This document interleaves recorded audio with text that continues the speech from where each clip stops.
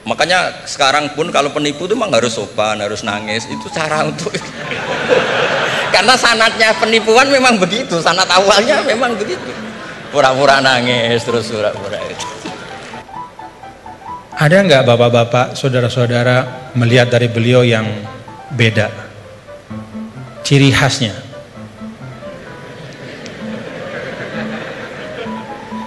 Ciri khasnya beliau itu gini. Tapi hari ini ikroman li rektor, jadi rambut gak kelihatan.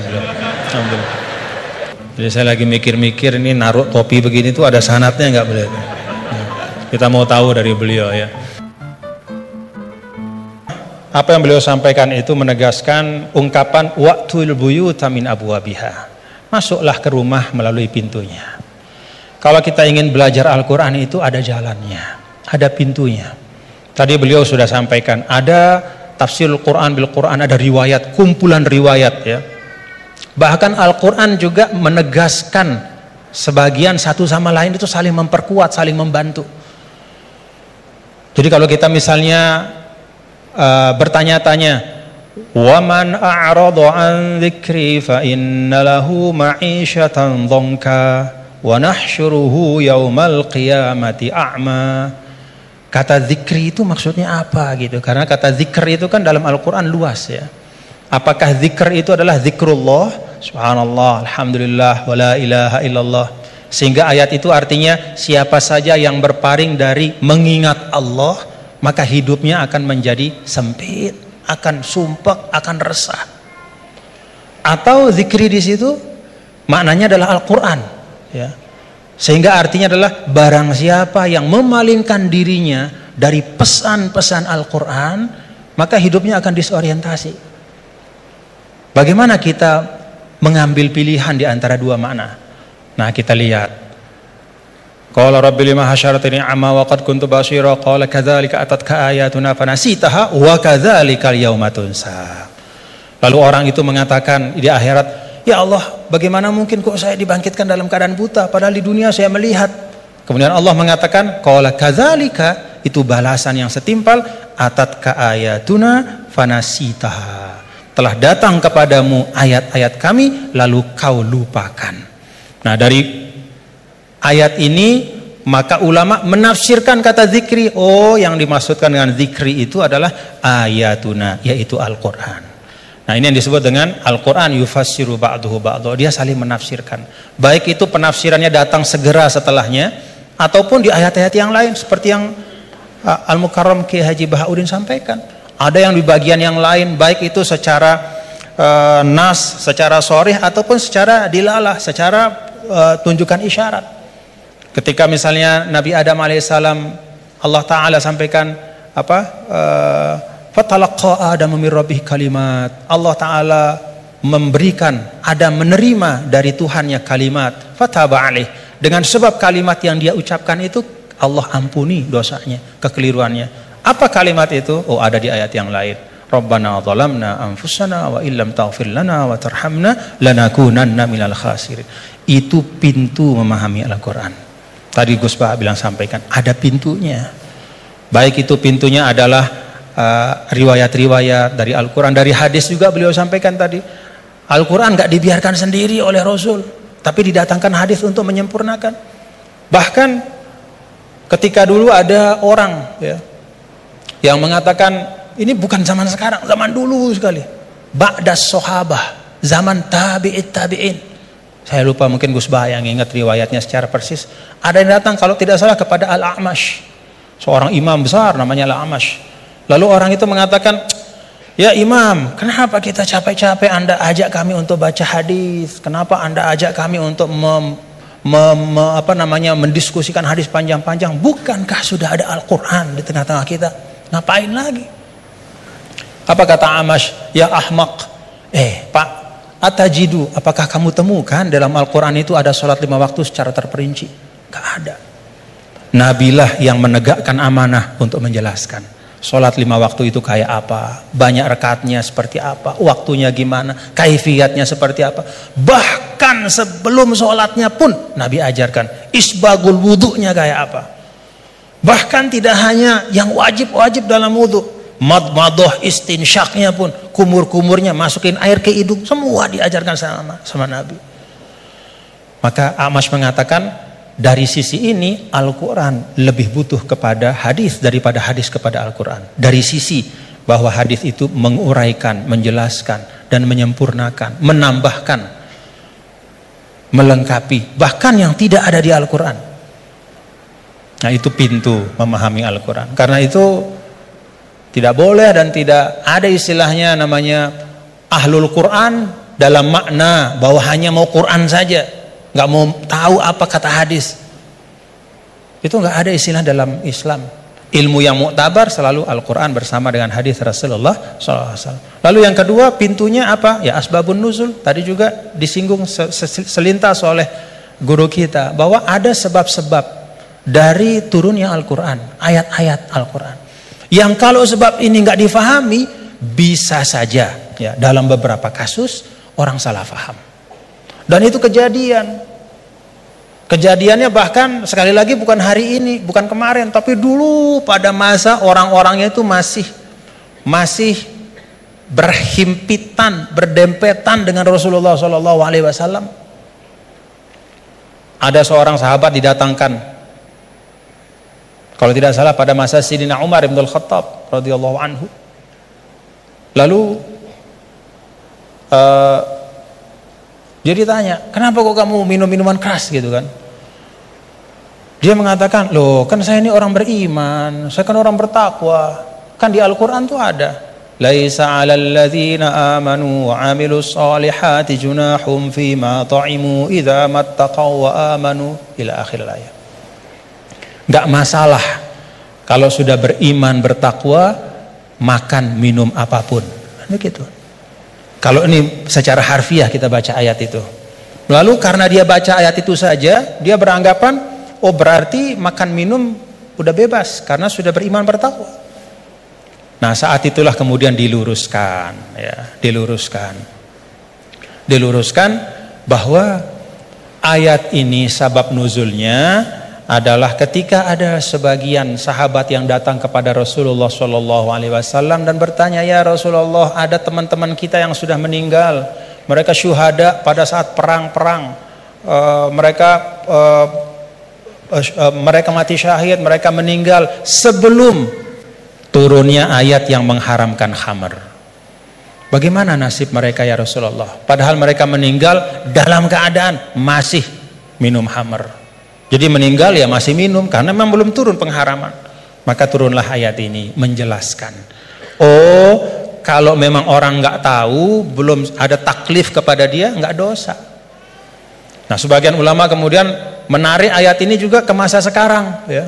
Kalau misalnya ada di tempat-tempat tertentu, misalnya ada katakanlah dakwah Islam masuk ke suatu negara misalnya, lalu para dai itu menyampaikan tentang tauhid, menyampaikan tentang rukun iman. Baru disampaikan tentang rukun iman, rukun Islam, kemudian orang itu dia bersyahadat, dia baru sholat, lalu dia meninggal dalam keadaan dia masih minum khamr.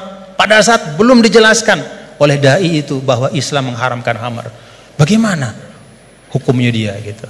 Dia masuk orang baik apa gimana? Oh enggak, berarti dia tidak terkena ya kepada kewajiban untuk menjauhkan diri dari khamr karena memang belum dijelaskan. Nah karena itu kita bapak-bapak saudara-saudara kita berlapang-lapang lah seperti yang guru kita sering sampaikan, kita berlapang. Jangankan pada masa sekarang, pada masa dulu saja ketika masa Imam Ghazali, apa kata Imam Ghazali? Ini tentang dakwah. Kata Imam Ghazali, menurut saya ya, ahlur rum ya, orang-orang yang ada di daerah-daerah yang berjauhan, jauh dari pusat Islam. Dan karena itu dia tidak dapat pesan Islam. Dia nggak ngerti Islam itu apa. Atau Islam itu sampai tapi fi wajhin musyawash, bentuknya udah nggak bener. Ya. Disinformasi tentang Islam. Maka kata Imam Ghazali, orang itu menurut saya hukum mereka adalah sama seperti hukum ahlul fatrah. Jadi nggak bisa kita mengatakan misalnya orang, mohon maaf, orang di belahan dunia Skandinavia misalnya di negara-negara yang jauh gitu, kemudian kita hukumkan wah mereka itu adalah orang kafir, mereka itu mukhallat finnar. Belum tentu. kecuali setelah kita pastikan bahwa cahaya Islam sudah sampai dalam bentuk yang sebenarnya dan mereka menolak dengan kesadaran. Itu namanya kufur. Al-juhud, menolak dengan kesadaran. Kalau sesuatu itu nggak sampai, dia mau nolak apa? Atau kalau sesuatu itu sampai tidak dalam bentuk yang benar, dia nggak salah kalau nolak. Misalnya hari-hari dia dapat berita Islam agama teroris, misalnya nih dari medianya, itu aja yang dia konsumsi. Kita nggak punya dai ke sana karena nggak ada kita yang menguasai bahasa Skandinavia misalnya, nggak ada yang ngerti bahasa Finland, maka kita nggak pergi ke sana. Kita di sini saja di Indonesia, lalu kita hukumkan orang di sana di mana-mana hanya karena dia tidak la ilaha illallah Muhammadur Rasulullah berarti kafirun mukhalladun finnar. Enggak, belum tentu. Kata Imam Ghazali, bisa jadi itu ahlul fatrah. Nah, dengan itu maka kita lebih tenang di dalam berdakwah, tidak mendahulukan memvonis seseorang, sekelompok orang, tapi tausilud dakwah yang kita utamakan, menyampaikan itu yang diutamakan. Nah, tadi beliau menyampaikan itu tentang sabab nuzul. Dan yang ketiga yaitu ma'rifatul lughatil arabiyyah, itu pintu. Jadi pintunya itu yang pertama adalah riwayat-riwayat baik dalam Al-Qur'an, ayat-ayat Al-Qur'an maupun hadis, kemudian juga ijma' sahabat. Yang kedua adalah sabab nuzul kita faham. Dan yang ketiga itu mengerti ya masalikul Arab, ya bagaimana cara orang Arab bicara, karena itu juga sangat mewarnai bagaimana Allah Ta'ala ya menurunkan kitab suci Al-Qur'annya. Dan alhamdulillah bapak-bapak, saudara-saudara, kalau kita ada ketekunan, ya ini teman-teman semua ya, kalau ada ketekunan ya seperti sekarang kita bisa menikmati ya. Kalau dulu misalnya apa yang disampaikan oleh Gus Baha itu hanya bisa dinikmati oleh para santri ya, di pesantren-pesantren, itu pun dalam halakoh-halakoh yang terbatas. Tapi alhamdulillah berkat UII ngaji bareng kita bisa menikmati hari ini mutiara-mutiara dan keindahan Al-Quran. Alhamdulillah. Saya balikin lagi kepada Gus Baha sebagai Sahibul Bait.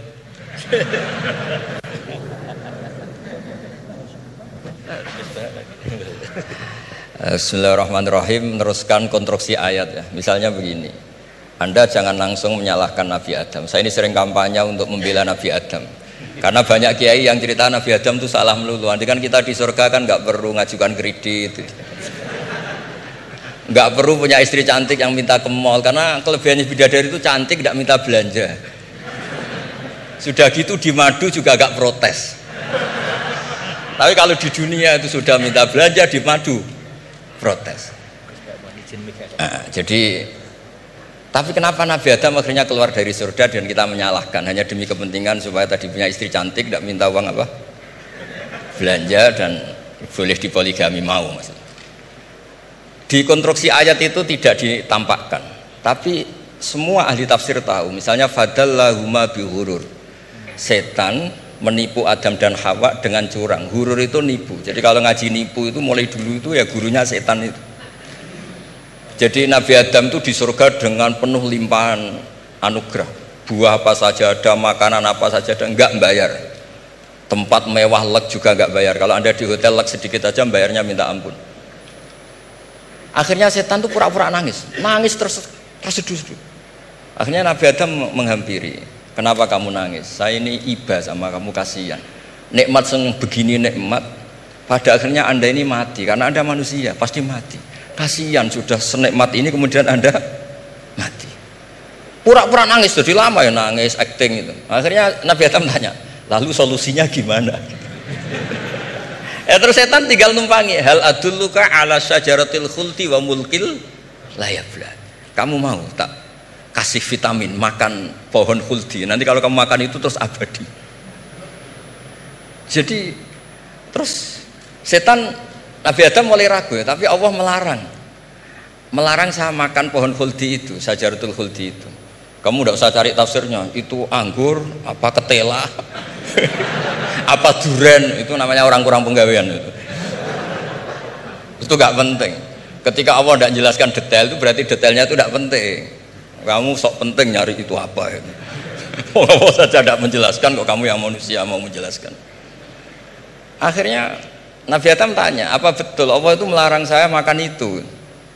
Terus Allah cerita, wa qasamahuma inni lakuma laminan nasihin. Terus setan itu cerita, demi Allah saya tahu info terbaru bahwa sekarang nggak apa-apa. Jadi hukum terbaru itu. Singkat cerita Nabi Adam makan.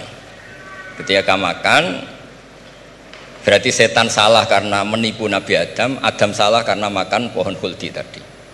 Apa yang terjadi? Allah manggil Nabi Adam. Adam, kenapa kamu makan itu? Bukankah pohon-pohon yang lain, buah-buah yang lain itu cukup? Kenapa kamu makan yang saya larang itu? Terus jawab Nabi Adam ini yang unik, yang kita harus bela Nabi Adam ila yaumil qiyamah. Wa izzatika ya Rabbi ma adzunnu anna ahadan yahlifu bika kadziban. Demi kehormatanmu ya Allah, ketika engkau disebut oleh setan, saya tidak pernah mengira ada orang berani mencatut nama engkau kemudian dia bohong. Loh, ini contohnya Pak Fajar ini, sama temannya yang paling sering bohong itu dia nggak percaya, tapi meskipun sering bohong kalau dipanggil Pak Rektor ngecek ulang apa enggak, kalau kalimatnya dipanggil Pak Rektor pasti nggak ngecek ulang, meskipun teman yang sering bohong pasti langsung nyari Pak Rektor. Saya misalnya sebagai murid Mbah Maimun punya teman yang sering bohong sekalipun, terus bilang Gus dipanggil Mbah Maimun, pastilah langsung ke sana, karena disebut nama itu orang sudah tidak berpikir jelimet. Ketika engkau disebut ya Allah, saya tidak pernah ngira ada orang mencatat nama engkau kemudian dia bohong, sehingga Allah itu haru sama Nabi Adam. Makanya Nabi Adam itu diusir. Ini meneruskan ayat yang dibaca Mas Majid tadi, diusir tapi disangoni. Dam, secara prosedur hukum kamu harus saya usir karena kamu melanggar, tapi tak sangoni. Lucu kan? Tak sangoni, kamu baca ini ya. jadi unik. Makanya ayatnya fatalaqqa Adamu mir Rabbi, bukan kreasinya Nabi Adam. Kalimat itu bukan kreasi Nabi Adam, tapi hadiah sama Allah. Ini kamu secara laturan tak usir tapi tak sangoni, ini dibaca nanti. Tapi Nabi Iblis tidak disangoni karena memang dia penipu betul. Sudah gitu akting pura-pura nangis, pura-pura ini itu, jadi benar-benar penipu ulung. Makanya sekarang pun kalau penipu itu memang harus sopan, harus nangis, itu cara untuk karena sanatnya penipuan memang begitu, sanat awalnya memang begitu, pura-pura nangis terus pura-pura itu. Jadi itu memang cara paling efektif untuk apa? Nipu. Ada sanatnya. Nah, lalu kenapa ada hadis mangqala la ilaha illallah dakhalal jannah? Ini terakhir, terus nanti Mas Masdi ngendikan terus doai sekalian. Perintah sohibul bait, bukan permintaan, perintah. Perintah itu bukan berarti tidak sopan. Memang bahasa Indonesia itu gitu. Permohonan itu mesti diabaikan. Kalau perintah itu agak tegas. Bukan masalah. Jadi begini. Saya ulang lagi konstruksi ya, konstruksi ayat fadallahuma bihurur. Kenapa mangqala la ilaha illallah dakhalal jannah? Itu unik. Kalau kita baca hadis, ada orang itu pendosa, salahnya sudah minta ampun, sama Allah dipanggil. Ini hadis musnad, riwayat musnad Ahmad dan banyak riwayat yang lain. Dipanggil, fulan kamu kesini, kamu lihat itu apa? Bok Gusti. Berapa? 99. Per bok itu maddul basor, sepanjang mata melihat itu isinya dokumen kesalahan dia. Jadi nggak kayak yang di pengadilan itu hanya beberapa tumpuk. Itu sepanjang dia lihat itu kesalahannya dia, sepanjang dia melihat. Sudah gitu jumlahnya 99. Ya dia putus asa, dia tidak akan masuk surga. Kemudian sama Allah, sudah kamu tenang saja, diambilkan bok kecil, kecil sekali, paling sak bok jam tangannya. Dah, innaka lan tuzlamal yaum, kamu tidak akan terdolimi. Kenapa Gusti? Ini kamu punya kebaikan ini kecil sekali. Ya apa efeknya Gusti? Kan nggak ngefek kesalahan seperti itu. Kemudian bandingannya hanya kebaikan sekecil itu. Dah kamu tenang aja. Setelah ditimbang, box 99 yang jumlahnya maddul basor kira-kira 3 kilo sama satu wadah jam kecil, ternyata setelah ditimbang itu menang yang 1 jam kecil karena isinya la ilaha illallah. Malaikat itu gak berani. Kamu berani ada namaku kemudian kamu abaikan. Saya dipanggil 1000 mahasiswa UII sama satu Pak Rektor, Pak Fajar. Kemana arahnya? Ke satu rektor apa ke 1000 mahasiswa yang manggil? Pak Rektor, kan ini urusan nasib. Nah ini cerita malaikat yang nimbang Pak Warsono itu diprovokasi sama malaikat yang lain. Kamu berani nggak mempertimbangkan kata Allah di situ? Wah ya tidak berani. Jadi disebut fala yaskulu ma'asmillahi ta'ala sayun, dibandingkan asma Allah itu tidak ada yang bisa mengungguli. Nah, di sini terus para torekot, para apa konwiridan Allah, Allah, Allah. Tapi karena kita ini sekarang sudah tidak ngaji malah tanya, gunanya apa sih muni Allah Allah? Lu nyebut pangerane ora ora gunane. Oh ini sedang nyebut Tuhannya, kok kamu tanya gunanya apa? Kamu tak kasih uang aja tidak pernah tanya gunanya uang ini apa? Pas dijak wiridan tanya, gunanya apa sih? Oh dasar orang aneh. jadi logis. Lah Nabi Adam juga sama, ketika disebut asma Allah itu nggak mikir yang lain, apa setan itu penipu apa enggak, sudah grogi yang manggil Allah langsung. Nah, makanya saya mohon kenapa kita memahami mangkana akhiru kalamihi Allah la ilaha illallah dakhalal jannah, karena dengan itu malaikat nggak berani macam-macam. Jadi nanti kalau Anda ketemu malaikat tukang hisab, ayo silahkan abaikan nama Allah. Kalau kamu berani berarti tidak malaikatnya Allah. Masa namanya Allah gak dipertimbangkan? Ya tadi misalnya dosen-dosen UI ada undangan seminar menjanjikan, enggak seminar menjanjikan tapi yang manggil rektor, milih mana? Kira-kira saja milih rektor kan? Karena ini nasib berkelanjutan kan kalau seminar kan. Apalagi ini asmane Allah. Nah, makanya Nabi ngendikan fato satisi jilat wasakula ismuwah. Kemudian bok kesalahan tadi jomplang kalah. Kemudian yang menang hanya asmanya Allah Subhanahu wa ta'ala. Makanya terus disebut, sudah Nabi ketika tanya amal apa paling baik ya Rasulullah, gini dzikrullah fisirri wal alan, gini-gini, dan kamu mati dan kamu hidup walisanu katordun, kamu harus selalu ingat Allah ta'ala.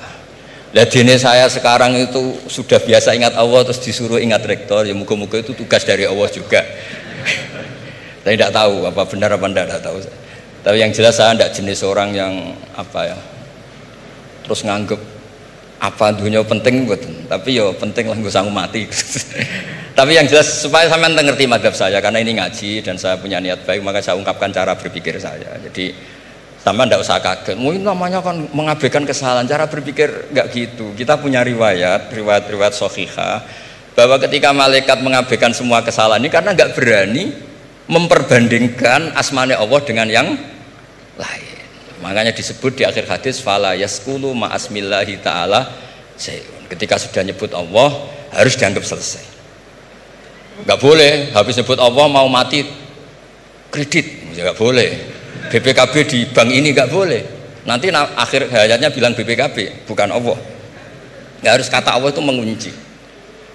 Disebut akhiru kalami. Lah kalau sampean tanya, kenapa itu menjadi penting? Karena tadi malaikat tidak akan memperbandingkan Allah dengan yang lainnya. Makanya ketika ulama-ulama sufi, kalau kamu habis salah istighfar, nanti di sohifah kamu akan ditulis habis salah, salah. Terus di belakang ditulis, tapi setelah itu dia bilang astagfirullahaladzim. Nanti malaikat tinggal aja kamu teror, kamu mempertimbangkan Allah apa yang itu. Ini tak ajarin, kalau tepak ya kamu didengar, kalau tidak malah digebuki, tidak tahu saya. Tapi itu ijazah resmi ini hari ini, hadisnya akurat. Ijazah. Nggih ngoten mawon, kok nak kesuwen kepinteran nyanyi kula.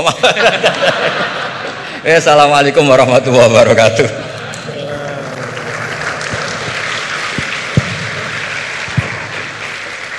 Terima kasih karena saya diminta untuk mengakhiri, ya saya ingin menyampaikan dua hal saja. Pertama, saya garis bawahi yang beliau sampaikan baru, bahwa kalau Allah tidak berepot-repot ya dan tidak mendetil-detilkan sesuatu, ya berarti itu tidak terlalu perlulah ya. Jadi jangan kita sok merepot-repotkan diri ya mendetil-detilkan sesuatu yang Allah Ta'ala justru tidak detilkan.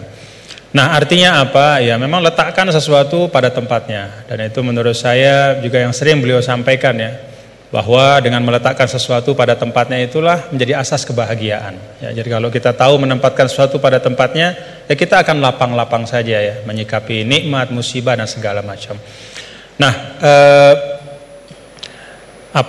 kalau kita lihat nih, pertanyaannya apa sih yang dipentingkan oleh Allah dalam Al-Quran ya. Kalau kita lihat ya tentu Allah Ta'ala yang maha tahu apa-apa yang paling penting, yang paling utama ya, pokok-pokok akidah, kemudian pokok-pokok ritual ibadah. Tapi kalau kita menggunakan pendekatan kuantitatif ya, Salah satu yang sangat dipentingkan oleh Allah dalam Al-Quran adalah ranah muamalah. Jadi ranah muamalah itu luar biasa dipentingkan oleh Allah dalam Al-Quran. Ya, kalau kita lihat misalnya dari sisi panjang pendeknya ayat saja, 282 Al-Baqarah itu ayat paling panjang dalam Al-Quran adalah tentang transaksi hutang piutang. Ya, itu muamalah. Dan salah kalau kita misalnya menanggapi atau mempersepsi bahwa urusan utang piutang itu urusan dunia belaka. Enggak. Ya buktinya Gus Baha tadi nyampaikan beberapa hal tentang utang piutang dalam mengaji barang ini. Berarti sesuatu yang penting. Nah, dalam ayat itu juga disampaikan di akhir ayat tentang hutang piutang itu apa? Wattaqullah wa yu'allimukumullah. Wattaqullah wa yu'allimukumullah. Jadi bahwa muamalahmu, transaksi keuanganmu, hutang piutangmu, hal ihwal tentang keuangan itu menyangkut takwa juga gitu. Itu menyangkut takwa juga. Itu bagian dari ekspresi bertakwa kita. Hutang yang benar, menulis dengan baik, membayarnya juga dengan baik, berhutangnya pun kalau memang betul-betul butuh dan seterusnya. Dan banyak lagi di dalam Al-Quran ayat tentang muamalah. Nah, saya sering sampaikan ya, bapak-bapak saudara, kalau kita misalnya menggunakan pembagian yang walaupun kita bisa perdebatkan lah ya tentang validitasnya 100%, tapi ada pembagian yang sederhana oleh para ulama. Pertama, dalam Islam itu ada disebut dengan ruang akidah ya. Yang kedua ruang ritual ibadah, dan yang ketiga adalah ruang muamalah. Semuanya itu tentu dalam makna semuanya hidup adalah ibadah, tapi kalau dibagi ruang akidah itu terkait dengan rukun-rukun iman kita, keyakinan-keyakinan pokok. Itu sifatnya tauqifi, nggak boleh dikreasikan. Jadi apa yang Allah Ta'ala sampaikan, yang berikan ya seperti tadi disangoni Nabi Adam, fatalaqa Adam bil kalimatin fataba alaih. Ya Rabbana zalamna, ya itu sudah sangon dari Allah. Ya iman itu ya kayak begitu. Kita disangoni, diberikan, ditegaskan, dibatasi. Lalu ritual ibadah juga sama, sifatnya tauqifi. Nah, pada saat muamalah itu sifatnya beda. Sifatnya itu ijtihadi ibada'i. Jadi sifatnya itu kita dikasih prinsip oleh Allah, ruang muamalah kehidupan ini, namanya sosial, politik, budaya, ekonomi, ya, kita diberikan prinsip, tetapi perinciannya itu diserahkan kepada kita. Bagaimana kita memprosesnya supaya bisa menghadirkan kemanfaatan dan kemaslahatan untuk semua, tanpa menghilangkan prinsip-prinsip itu. Nah, jadi kalau kita dalam konteks misalnya yang beliau sampaikan tadi, ya semua hal-hal yang ada ini selain daripada akidah dan ritual ibadah itu kan muamalah. Maka prinsipnya adalah kita saling melengkapi gitu. Dan saling mengisi dalam kebaikan. Nah, kemudian yang kedua, yang terakhir, ulama juga mengatakan begini. Ketika kita belajar Al-Qur'an, maka kita juga belajar tentang lawazimul makna atau lawazimul faham. Ada satu kefahaman dari ayat. Nah, konsekuensi dari kefahaman itu apa? Ya, nah, itu beliau tadi juga sudah sampaikan berulang kali. Kalau kita misalnya, ini satu ilustrasi saja. Ya ayyuhalladzina amanu idza qumtum ilas salati faghsilu wujuhakum wa aydiyakum ilal marafiq wamsahu bi ru'usikum wa arjulakum ila akhir ayat. Wahai orang beriman, kalau ingin masuk ke dalam solat, hendak solat, maka ambil air wudu. Basuhlah muka dan seterusnya sampai akhir ayat. Secara fikih, ya tadi beliau mengajarkan kita, secara fikih ini tentang kewajiban kita berwudu dengan prosesinya. Tapi ada lawazim dari ayat ini. Apa lawazim dari ayat ini? Kalau kita bicara wudu, kita bicara sumber daya air.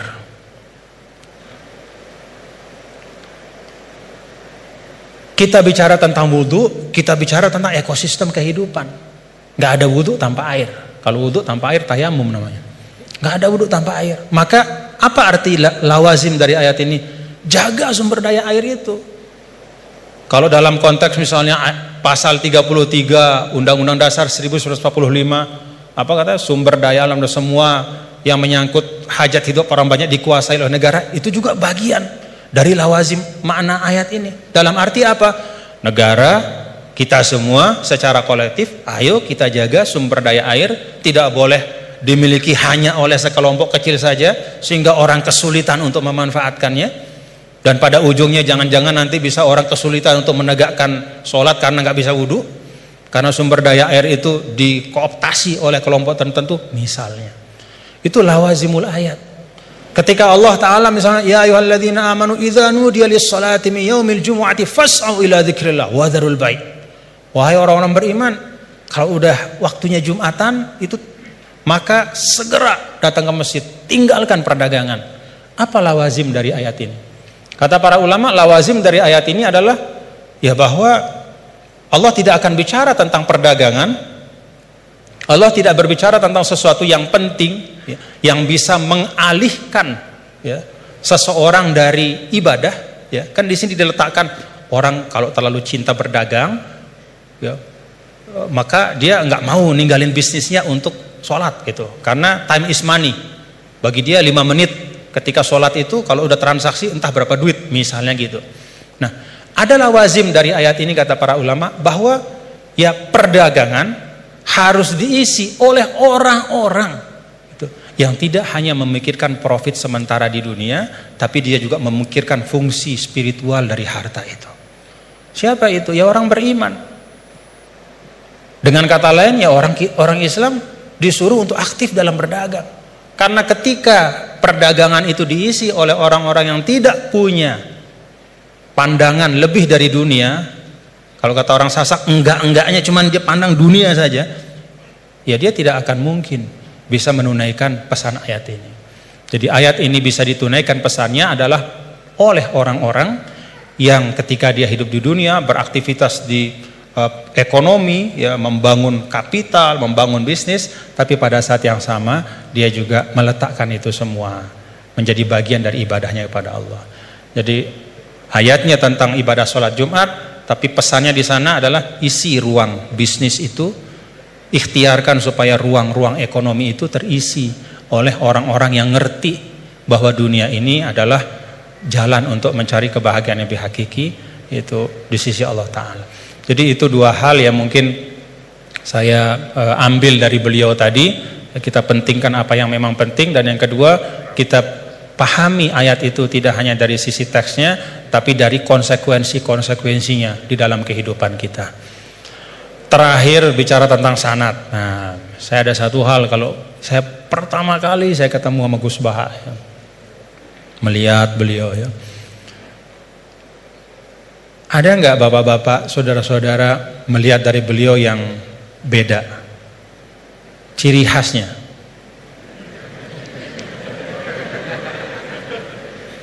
Ciri khasnya beliau itu gini. Tapi hari ini ikroman li rektor, jadi rambut nggak kelihatan beliau. Alhamdulillah. Nah, karena beliau ini adalah keturunan dari aulia, dari Lasem ya, dan salah seorang dari Masyayikh di Lasem itu adalah sahabat dari kakek kami dulu, Mbah Maksum Lasem. Ya, beliau bersahabat dengan Nini Da Maulana Syekh Tuan Guru Kiai Haji Muhammad Zainuddin Abdul Majid. Itu biasanya perilaku Lasem itu ada sanatnya gitu ya. Jadi saya lagi mikir-mikir ini naruh topi begini tuh ada sanatnya nggak beliau? Ya, kita mau tahu dari beliau ya.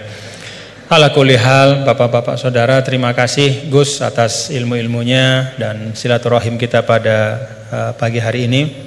Mudah-mudahan bisa terus bersilaturahim dalam kebaikan, dan kita doakan beliau selalu disehatkan, diafiatkan oleh Allah Subhanahu wa taala. Ya, cara gampang buat kita mendoakan diri kita itu doain orang lain ya. Itu resep yang paling gampang. Jadi kalau kita doain diri kita ini kan belum tentu terkabul. Tapi kalau kita doakan orang, malaikat yang mengaminkan doa kita dan mengatakan untukmu seperti yang kau doakan. Jadi kalau resep supaya dapat sesuatu, doakan orang lain dengan sesuatu itu. Kita doakan mudah-mudahan Gus Baha sehat walafiat, dan kita semua diberkahi Allah Ta'ala. Wallahul muwaffiq wal hadi ila sabilir rasyad wa huwal muwaffiq ila aqwamit thariq. Lunas maaf apabila banyak khilafan, kekeliruan. Assalamualaikum warahmatullahi wabarakatuh.